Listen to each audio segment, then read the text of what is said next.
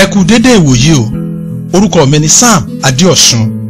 Ohùn àánú ló tún dé sí etí ìgbọ́ yín. Kẹ̀jẹ́ a máa rántí pé lórí ètò ohùn àánú wa yìí láti ń gbára wa níyànjú, ibẹ̀ láti ń ṣíra wa létí, ibẹ̀ láti ti ń yànnàná ọ̀rọ̀ fúnra wa. Amúnisìn ayé ò ní mú ọ̀sìn lórúkọ Jésù. Àmín. Ìṣítí, ìlanilọ́yẹ̀, ìgbaniníyànjú, ìró ara ẹni sókè lórí ohùn àánú podcast ní samologo.com.ng. Ohùn àánú tẹ̀síwájú. Kí ni ohùn àánú tòní? Ẹ jẹ́ á sọ nípa àwọn ìkookò, ọ̀bàyéjẹ́ àtàṣojú Sátánì, tamọ́tíye tán pera wọn ní pásítọ̀.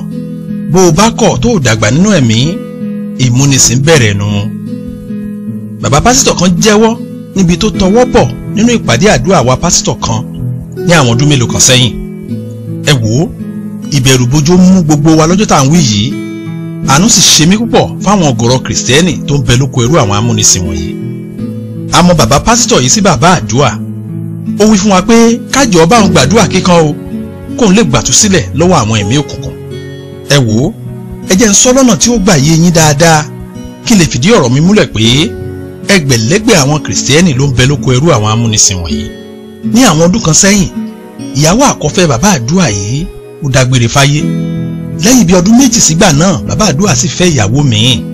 Kíní kan ṣẹlẹ̀ lọ́jọ́ kan, bàbá àdúrà sùn, ó sì láàlá kàyéfì kan. Lójú àlá yìí, bàbá àdúrà sọ fún wa wípé ìyàwó òun ó jí òun lójú oorun nínú àlá. Ìyàwó bàbá àdúrà yìí sì wá ṣàlàyé fún lójú àlá pé òun ti pinnu láti ran iṣẹ́ ìránṣẹ́ rẹ̀ lọ́wọ́. Gẹ́gẹ́ bí ọ̀rọ̀ tí bàbá àdúrà sọ fún wa, bàbá pásítọ̀ yìí ó ní inú òun dùn púpọ̀ lójú àlá yìí nígbà tí òun gbọ́ ọ̀rọ̀ yìí lẹ́nu ìyàwó òun.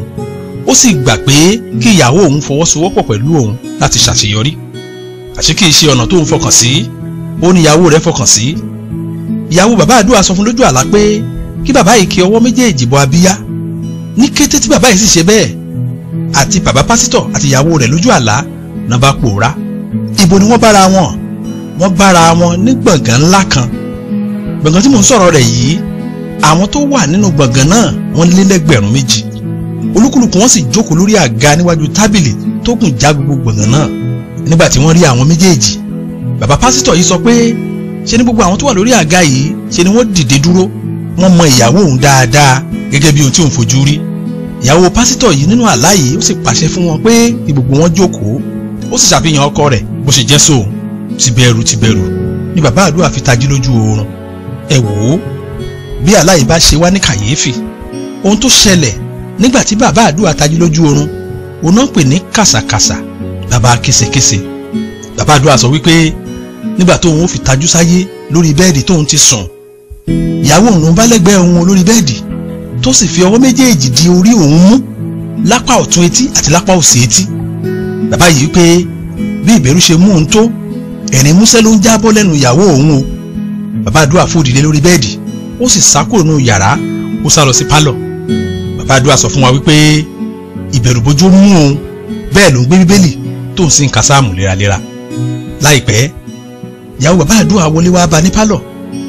Ẹ̀rín músẹ́ tó ń rí bọ̀ kò sì tí kúrò lẹ́nu rẹ̀. Ó jókòó ti ọkọ rẹ̀ ó sì wípé dádì, ó dàbí ẹni pé ẹ ò láyà, kí lẹ tí ì rí? Mo kàn ní kí n mú yín ìrìn àjò ráńpẹ́ mà ní láti ránṣẹ́ ìránṣẹ́ yín lọ́wọ́. Ẹ wò ó, látìgbà náà wá títí di àkókò tí bàbá àdúrà yìí fi ń jẹ́wọ́ ìrìn àjò ayé rẹ̀, iṣẹ́ ìránṣẹ́ bàbá àdúrà ó gbà yàtọ̀. Ìyàwó pásítọ̀ yìí dá agbára òkùnkùn rẹ̀ pọ̀ mọ́ agbára iṣẹ́ ìránṣẹ́ bàbá pásítọ̀. Wọ́n sì bẹ̀rẹ̀ sí kọ́ ṣọ́ọ̀ṣì ńlá. Láàrin ọdún kan, èrò rẹpẹtẹ bẹ̀rẹ̀ sí wọ ṣọ́ọ̀ṣì. Bàbá àdúrà sọ fún wa wípé tí wọ́n bá ṣí ṣọ́ọ̀ṣì sílẹ̀ fún ìsìn, bí ìgbà táwọn èrò ń wọ́ lọ sí stadium làwọn ló ṣe ń wọ́ wọlé. Ẹ wò ó, bàbá àdúrà sọ fún wa wípé wọ́n gbé kànga kan sórí pẹpẹ. Ẹnikẹ́ni tó bá mu nínú omi pẹpẹ yìí, kò sí bí ìṣòro rẹ̀ ṣe pọ̀ tó, lọ́jọ́ náà ni ó gbàtú sílẹ̀.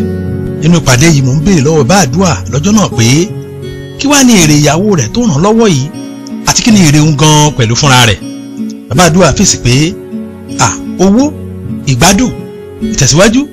Bàbá àdúrà sọ fún wa pé ṣe bá àmọ́ pé láàrin gbogbo wa òun lòún rí ṣe jù, ṣùgbọ́n ẹ̀mí òun àti ọkàn òun ò lélẹ̀ mọ́. Òun sì wò wípé ó ṣeé ṣe o kó ń kú lójijì, ṣùgbọ́n tún fi kíní kan kún fún wa o. Ó ní níwọ̀n ìgbà téèyàn bá ti fẹnu kan omi ìwòsàn yìí, kòròfo lọ́kàn ayé ẹni bẹ́ẹ̀ wà o. Ó ní àwọn níbi tí wọ́n ń sọ̀míìtì ọkàn olúkálùkù sí nínú ẹgbẹ́ tí ìyàwó òun darapọ̀ mọ́. Báwọn ẹgbẹ́ náà bá sì fẹ́ ṣàjọyọ̀, ẹni bá wù wọ́n ni wọ́n ò mú nínú àwọn ọkàn tí wọ́n ti sọ̀míìtì sínú ẹgbẹ́ wọn. Ìmọ̀jà gbàgbé ohun tá à ń ṣiṣẹ́ lé lórí o. Ẹ jẹ́ á sọ nípa àwọn ìkookò ọ̀bàyéjẹ́ àtàṣojú Sátánì tamọ́tíyé tán pera wọn ní pásítọ̀. Bó o bá kọ̀ tó dàgbà nínú ẹ̀mí, ìmúnisìn bẹ̀rẹ̀ nu.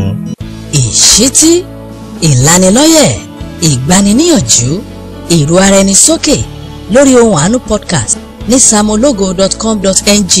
Ohùn Àánú tẹ̀síwájú. Ẹ wò, ohun mẹ́ta ló ń bẹ lójú àwọn kọ̀rọ̀ǹsí wọ̀nyí tí wọ́n pera wọn ní pásítọ̀: owó, dúkìá àtòkìkí. Ọ̀nàkọnà tí wọ́n bá sì lè gbà ni wọ́n máa lépa. Wọn ò kọ́kọ́ sán dòru, kò kàn wọ́n iye àwọn tẹ́mi rẹ̀ lè bọ́, kò sì kàn wọ́n iye ayé aláyé tí wọ́n bá pò mẹ́rẹ̀. Sista Anita ló ń sọ fún mi ohun tó gbé òun kúrò nínú ṣọ́ọ̀ṣì òun tẹ́lẹ̀. Wọ́n forúkọ bòjọ́ náà láṣìírí nítorí ìlú mọ̀ọ́ká níjọ tí mò ń sọ̀rọ̀ rẹ̀ yìí. Sista Anita sọ pé odindi oṣù mẹ́ta ni pásítọ̀ wọn fi ń wàásù nípa àlùyọ àti ìbùkún. Pásítọ̀ rẹ̀ sì ń fi dá wọn lójú pé bá ó bá fi lóṣù mẹ́fà, àwọn tó mọ̀ ń tẹ́lẹ̀ wọn ò ní dáhùn mọ̀mọ́, nítorí pé Ọlọ́run ó ti tọwọ́ bọnú ayé yóò sì ti tún ṣe. Ẹ wò ó, kò pẹ́ lẹ́yìn èyí ni bàbá Sista Anita tó ránṣẹ́ pé o láti ìlú tó sọ fún pé kó tètè máa bọ̀ nílé o. Ara ìyá Sista Anita ò dá. Sista Anita sọ pé nígbà tó ń gbọ́ ṣe bàbá òun yìí, òun múra láti tè lọ bójú òyà òun kó lọ wà láfíà rẹ̀. Nígbà tó òun ó délé, òun ò ṣòkò láti yà sọ́dọ̀ bàbá òun nítorí pé bàbá aláwo ni, yóò sì ti máa gba àwọn èèyàn lálejò lóní rẹpẹtẹ. Bàbá òun rán ọmọ kan wá pé òun nígbà tó gbọ́ pé òun ti dé tipẹ́. Ẹ wò ó, lẹ́nu ọ̀nà yàrá agbára bàbá Sista Anita, òun ló ṣe kòńgẹ́ pásítọ̀ wọn. Àyà pásítọ̀ rẹ̀ já, ó dúró ṣì í. Ó sì béèrè pé ṣé òun náà máa ń débí ni. Sista Anita ló ń dáhùn pé bẹ́ẹ̀ ni sà, òun náà máa ń débí. Sista Anita sọ wípé ẹnu bàbá òun lòun ti gbọ́ pé oògùn owó ni pásítọ̀ wọn wá fún. Odindi èèyàn mẹ́ta sì ni wọ́n ó lò. Ó sì ti ṣètò àwọn tí ó sọnù ní ṣọ́ọ̀ṣì rẹ̀ fúnṣẹ́ ibi yìí. Sista Anita wípé àyà bàbá òun gan já nígbà tó gbọ́ pé pásítọ̀ lọkùnrin ìkà yìí. Ìwọ olùgbọ́rọ̀ mi, àìmọye ẹgbẹ̀lẹ́gbẹ̀ àwa pásítọ̀ ni ò ní ìpè tó dájú. Ẹ dá wọn mọ̀ pẹ̀lú ìtàn àgàmúrárá tí wọ́n ó máa sọ nípa ìpè wọn. Ọ̀pọ̀ àwa pásítọ̀ ló di pásítọ̀ lónìí nítorí pé iṣẹ́ wọn ti dojú dé. Wọn ò sì lọ́nà míì mọ́ àfi kí wọ́n gbá aago ìgbàlà.